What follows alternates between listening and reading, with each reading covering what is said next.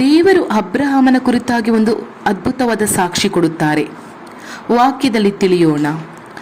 ಐಸಾಯ 41ನೇ ಅಧ್ಯಾಯ 8ನೇ ವಾಕ್ಯದಲ್ಲಿ, ನನ್ನ ಸ್ನೇಹಿತನಾಗಿರುವಂತಹ ಅಬ್ರಹಾಮ, ಅಂದರೆ ನನ್ನ ಗೆಳೆಯನಾಗಿರುವಂತಹ ಅಬ್ರಹಾಮ ಎಂಬುದಾಗಿ ದೇವರು ಹೇಳಿದ್ದಾರೆ ಅಬ್ರಹಾಮನಿಗೆ. ಅಬ್ರಹಾಮ್ ಮೈ ಫ್ರೆಂಡ್, ನನ್ನ ಸ್ನೇಹಿತನಾಗಿರುವಂತಹ ಅಬ್ರಹಾಮ ಎಂಬುದಾಗಿ ದೇವರು ಹೇಳುತ್ತಿದ್ದಾರೆ. ಯೆಶಾಯ 41:8. ಎಷ್ಟೊಂದು ಭಾಗ್ಯ ಅಲ್ಲವೇ? ಇನ್ನೊಂದು ವಿಷಯ, ದೇವರ ಮಕ್ಕಳಾಗಿರುವಂಥದ್ದು ಒಂದು ಶ್ಲಾಘ್ಯ, ಅಂದರೆ ಒಂದು ಪ್ರಶಂಸನೀಯ ಅಥವಾ ಹೊಗಳಿಕೆಗೆ ತಕ್ಕ. ಅರ್ಥವಾಗಬೇಕಾದರೆ ಅದೃಷ್ಟ. ದೇವರ ಮಕ್ಕಳಾಗಿರುವಂಥದ್ದು ಅಂದರೆ ಒಂದು ಅದೃಷ್ಟ. ಯೇಸುವಿನ ಶಿಷ್ಯರಾಗುವಂಥದ್ದು ಒಂದು ದೊಡ್ಡ ಭಾಗ್ಯ. ಇನ್ನೊಂದು ವಿಷಯ, ದೇವರಿಗೆ ಸೇವಕರಾಗಿರುವಂತಹದೇ ಒಂದು ದೊಡ್ಡ ಸುಹೋಯೋಗ. ಇದಕ್ಕಿಂತಲೂ ದೊಡ್ಡ ಭಾಗ್ಯ ಯಾವುದೆಂದರೆ ಯೇಸುವಿಗೆ ಫ್ರೆಂಡ್ ಆಗಿರುವಂಥದ್ದು. ನೀವು ಆದಿಕಾಂಡದಲ್ಲಿ 2ನೇ ವಾಕ್ಯವನ್ನು ಓದುವುದಾದರೆ ನೀವು ತುಂಬಾ ಆಶ್ಚರ್ಯವಾಗಿರುತ್ತೀರಾ. ಅದೇನೆಂದರೆ ನೋಡೋಣ. ಆದಿಕಾಂಡ 18ನೇ ಅಧ್ಯಾಯ 33ನೇ ವಾಕ್ಯವನ್ನು ನೋಡಿ ಓದುವುದಾದರೆ, ಯೆಹೋವನು ಅಬ್ರಹಾಮನ ಸಂಗಡ ಮಾತನಾಡುವುದನ್ನು ಮುಗಿಸಿ ಹೊರಟು ಹೋದನು. ಅಬ್ರಹಾಮನು ತನ್ನ ಸ್ಥಳಕ್ಕೆ ಹಿಂತಿರುಗಿ ಹೋದನು ಎಂಬುದಾಗಿ.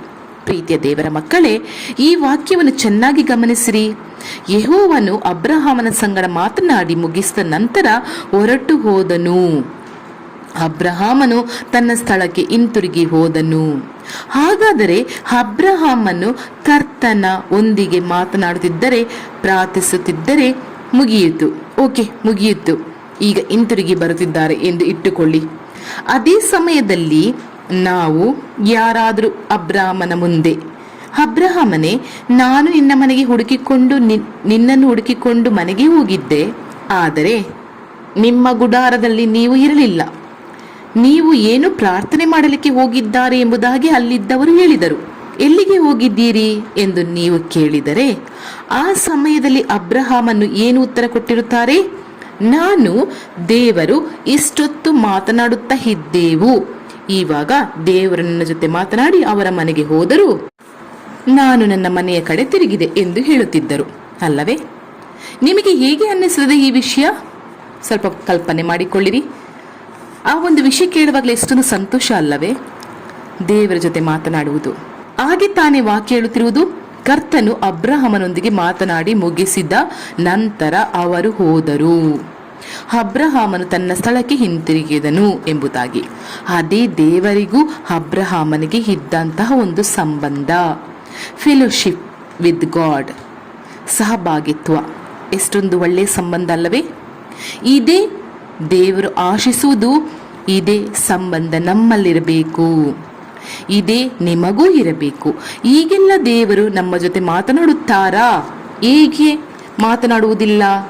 ಪ್ರಾರ್ಥನೆ ಮಾಡುತ್ತೇನೆ ಎಂಬಂತ ಪರಿಸ್ಥಿತಿಯನ್ನು ಬಿಟ್ಟು ಮುಂದಿನ ಸ್ಟೆಪ್ಪಿಗೆ ಬಂದು ಬಿಡಬೇಕು.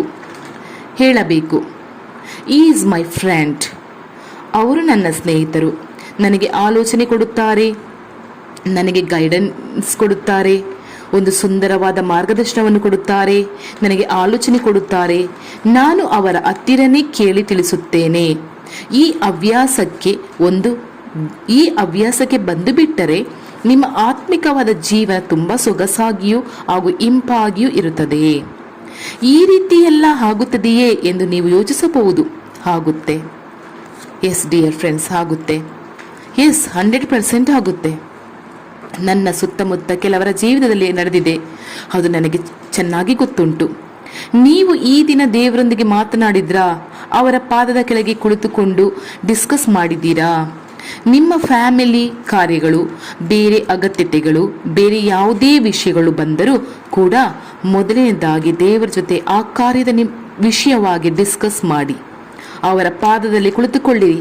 ದೇವರೇ, ನಾನು ನಿಮಗೆ ಸ್ವಂತ, ನನ್ನ ಕುಟುಂಬ ನಿಮಗೆ ಸ್ವಂತ. ಈ ಕುಟುಂಬಕ್ಕೆ ನಾಯಕಿ ಆಗಿರುವಂತೆ ಜವಾಬ್ದಾರಿಯನ್ನು ಕೊಟ್ಟಿದ್ದೀರಿ. ನನ್ನ ಕುಟುಂಬವನ್ನ ಒಳ್ಳೆಯದಾಗಿ ಮಾರ್ಗದರ್ಶನವಾಗಿ ನಡೆಸಲು ನನ್ನ ಬಳಿ ಕೊಟ್ಟಿದ್ದೀರಿ. ನನಗೆ ನಿಮ್ಮ ಆಲೋಚನೆ ಬೇಕು. ಇದರಲ್ಲಿ ನಾನು ತೀರ್ಮಾನ ತೆಗೆದುಕೊಳ್ಳಬೇಕು. ನನಗೆ ಸರಿಯಾಗಿ ಗೊತ್ತಿಲ್ಲ. ಈ ಅವಶ್ಯಕತೆಗೆ ಏನು ಮಾಡಬೇಕು ಎಂಬುದಾಗಿ ಗೊತ್ತಿಲ್ಲ. ವ್ಯಾಪಾರದಲ್ಲಿ ಏನು ಸ್ಟೆಪ್ ತೆಗೆದುಕೊಳ್ಳುವುದು ನನಗೆ ಗೊತ್ತಿಲ್ಲ. ಮಕ್ಕಳ ವಿಷಯದಲ್ಲಿ, ಗಂಡನ ವಿಷಯದಲ್ಲಿ, ಹೆಂಡತಿಯ ವಿಷಯದಲ್ಲಿ, ತೋಟದ ಕೆಲಸದ ವಿಷಯದಲ್ಲಿ, ಸೇವೆಯ ವಿಷಯದಲ್ಲಿ ನಾನು ಏನು ಸ್ಟೆಪ್ ತೆಗೆದುಕೊಳ್ಳುವುದು ನನಗೆ ಗೊತ್ತಿಲ್ಲ ದೇವರೇ. ಈ ತೋಟವನ್ನು ತೆಗೆದುಕೊಳ್ಳುವುದಾ ಅಥವಾ ಬೇಡವಾ ಗೊತ್ತಿಲ್ಲ ದೇವರೇ. ಹಸು ಇರಬಹುದು, ಕೋಳಿ ಇರಬಹುದು, ಕುರಿ ಇರಬಹುದು, ಏನೇ ಆದರೂ ಇದನ್ನು ಸಾಕಬಹುದಾ ಬೇಡವಾ ನನಗೆ ಗೊತ್ತಾಗ್ತಾ ಇಲ್ಲ. ತಿಳಿಸಿಕೊಡು ದೇವರೇ. ಈ ಕಾರ್ಯವನ್ನು ಮಾಡಬಹುದಾ ಬೇಡವಾ ಎಂಬ ಆಲೋಚನೆಯಲ್ಲಿ ಇದ್ದೀನಿ. ನನ್ನ ಬಳಿ 2 ಮನಸ್ಸು ಆಗಿದೆ ದೇವರೇ. I need your help lord. ನನಗೆ ಸಹಾಯ ಮಾಡಿರಿ, ನನಗೆ ಗೈಡೆನ್ಸ್ ಕೊಡಿರಿ. ಕುಳಿತುಕೊಂಡು ದೇವರ ಬಳಿ ಮಾತನಾಡಿರಿ ಪ್ರೀತಿಯ ದೇವರ ಮಕ್ಕಳೇ. ಪ್ರಾರ್ಥನೆ ಎಂಬುದು ಹಾಗೆ ಹೋದೆವು ಚರ್ಚಿಗೆ, ಇಲ್ಲ ಪ್ರಾರ್ಥನೆ ಏನು ದೇವರು ಇದ್ದಾರೆಂಬ ಆಲೋಚನೆಯಿಂದ ಪ್ರಾರ್ಥನೆ ವಿಜ್ಞಾಪನೆ ಹೇಳುವುದು ಪಟಪಟನೆ ಹೇಳಿದ್ದೀರಿ ಅಂತ ತಿಳಿದುಕೊಳ್ಳಿ. ಹೀಗೆ ಹೇಳಿ ಬರುವುದು ಅಲ್ಲ. ಪ್ರಾರ್ಥನೆ ಮಾಡಿ ವಿಜ್ಞಾಪನೆ ಇಟ್ಟು ಪ್ರಾರ್ಥನೆ ಮಾಡಬೇಕು, ಹೌದು. ಅದರ ನಂತರವಾಗಿ ಕೆಲವು ನಿಮಿಷಗಳು ದೇವರೊಟ್ಟಿಗೆ ಒಂಟಿಯಾಗಿ ಇದ್ದು ಅವರ ಜೊತೆ ಮಾತನಾಡಬೇಕು. ನಿಮ್ಮ ಮನಸ್ಸನ್ನು ತೆರೆದು ಮಾತನಾಡಿರಿ. ನಿಮ್ಮ ಕಾರ್ಯವನ್ನು ತಿಳಿಯಪಡಿಸಿರಿ.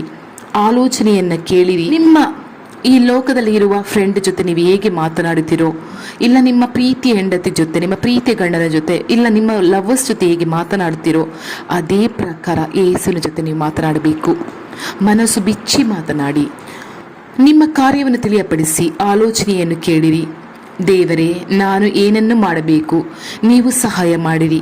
ಇದರಲ್ಲಿ ಸ್ಟೆಪ್ ಬೈ ಸ್ಟೆಪ್ ದೇವರ ಹತ್ತಿರವಾಗುವಾಗ ಬಹು ಬೇಗನೆ ಅವರು ನಿಮಗೆ ಫ್ರೆಂಡ್ ಆಗಿ ಮಾರ್ಪಡುತ್ತಾರೆ. ಪ್ರಾರ್ಥಿಸೋಣವೇ? ಏಸಪ್ಪ, ನೀವು ಅಬ್ರಹಾಮನನ್ನು ನನ್ನ ಫ್ರೆಂಡ್ ಎಂದು ಹೇಳಿದ ಹಾಗೆ ನನ್ನನ್ನು ನೀವು ನನ್ನ ಫ್ರೆಂಡ್ ಎಂದು ಹೇಳಬೇಕು. ಆದ್ದರಿಂದ ನಾನು ಅಬ್ರಹಾಮನ ರೀತಿ ನಂಬಿಗಸ್ತನಾಗಿ ಪರಿಶುದ್ಧನಾಗಿ ಬಾಳುವಂತೆ ನನ್ನನ್ನು ನಿಮ್ಮ ರಕ್ತದಿಂದ ಶುದ್ಧೀಕರಿಸಿ. ನಿಮ್ಮ ಸ್ವರವನ್ನು ನಾನು ಕೇಳಬೇಕು. ನನ್ನನ್ನು ಪವಿತ್ರೀಕರಿಸಿರಿ. ಯೇಸು ಕ್ರಿಸ್ತನ ನಾಮದಲ್ಲಿ ಆಮೇನ್.